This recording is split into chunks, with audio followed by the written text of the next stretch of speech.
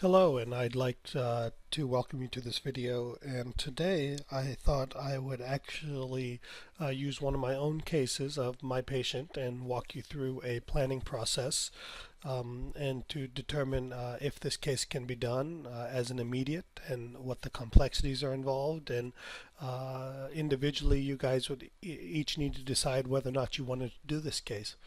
So here's our patient. As you can see, she's come in with tooth number 3.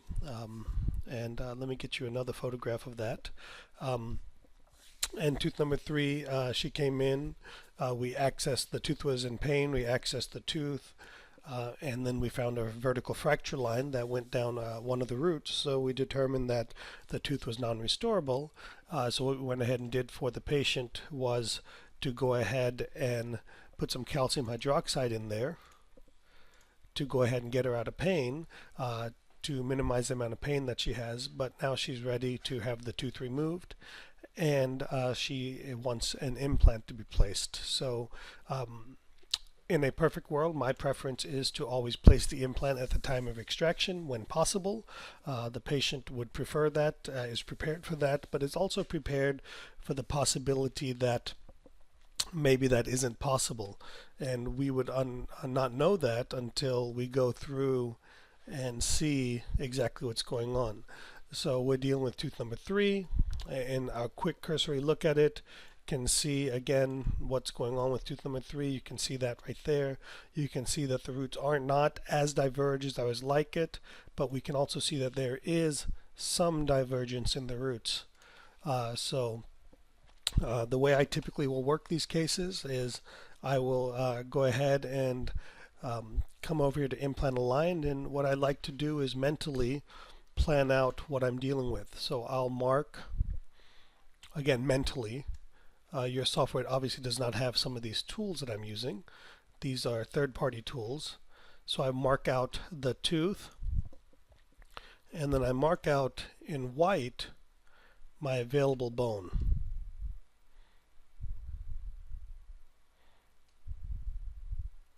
Just like so.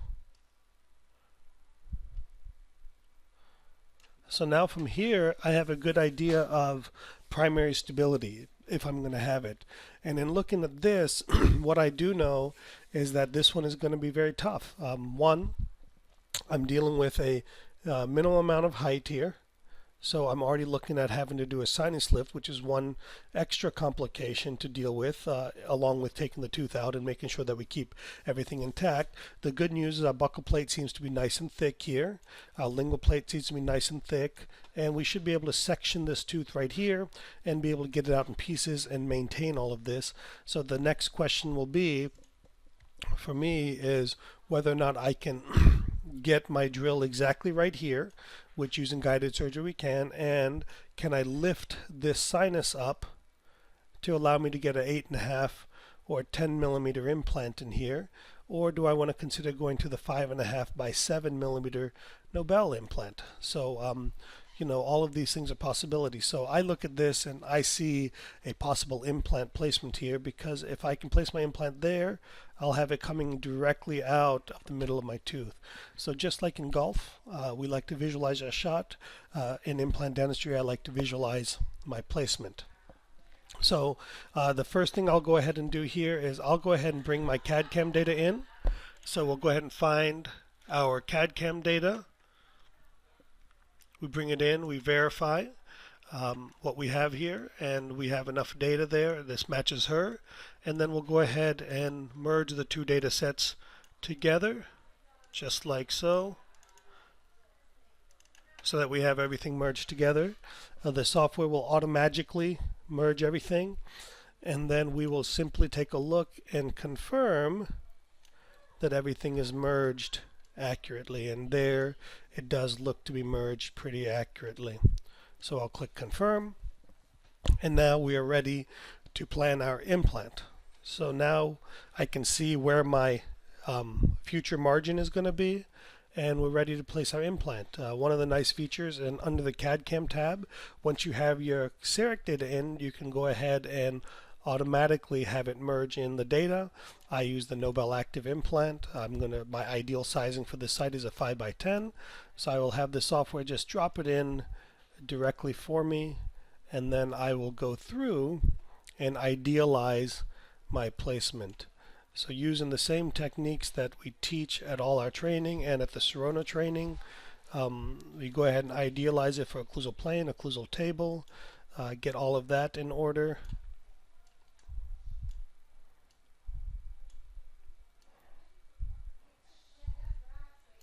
So here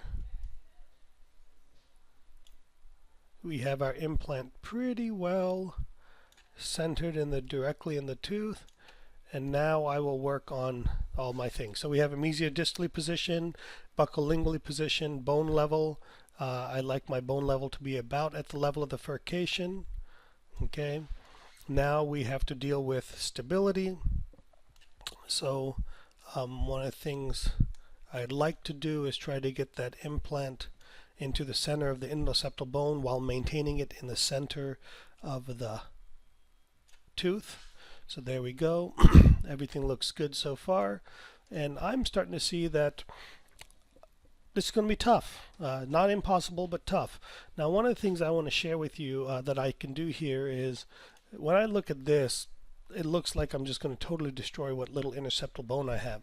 But what I do know about this particular implant is that it's an end cutting spreading implant, meaning that even though it's a 5 millimeter wide implant, I don't have to make my osteotomy that size. I can use bone spreaders. In some cases, I can use the implant to spread, or in a case like this, we can undersize the osteotomy significantly and allow the implant to do a lot of the spreading. So what I like to do is I'll go in here and I'll make the implant generic, and I'll make the occlusal diameter 3 millimeters, which is what I expect I would need to drill. So again, we're in type D4 bone in the posterior maxilla. We are going to have sockets, so the bone is not going to be as dense, so we know that we'll be able to expand. So when I see that and I look here, I can see that we're actually going to have bone left over after we do our osteotomy. So I might just tilt it a hair there, and now we can start to see that I'm actually going to have osteotomy or real bone around the osteotomy drill there by using just a 3/0 drill.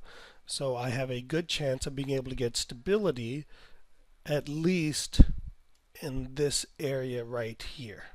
Okay, now again, that's dependent on taking the tooth out properly. That's dependent on the accuracy of using a surgical guide to get there, and this is why I'm a big proponent of guided surgery.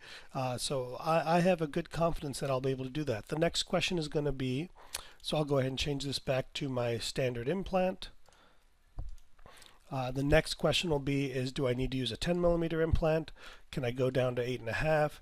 And you know, I would plan this for 8.5, possibly placing a 10.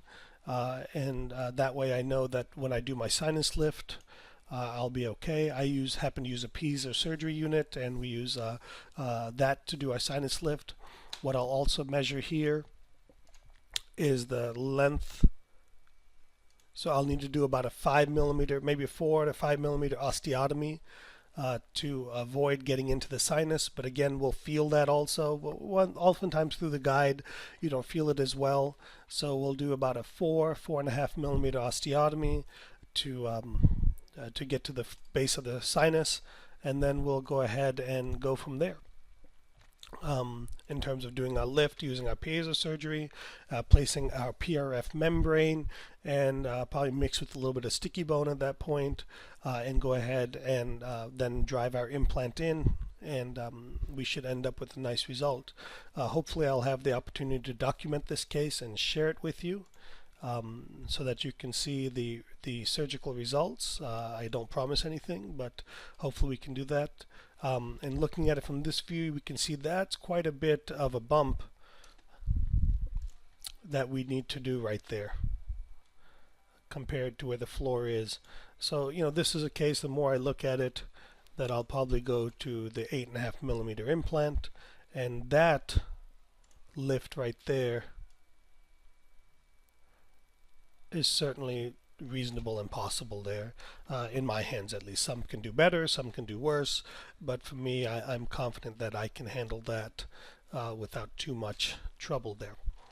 So last thing is to go ahead and put our sleeve in, and here we go. We use our no belt sleeve. The sleeve parameters are set for you, and there we go. So now we can take a look at everything, and everything looks great. We have probably I would say 75-80% chance of being able to do this at the time of placement, time of extraction, being able to place the implant, but we and the patient will be prepared that we may not be able to do this. Thank you for your time, and I hope you found this video quite helpful.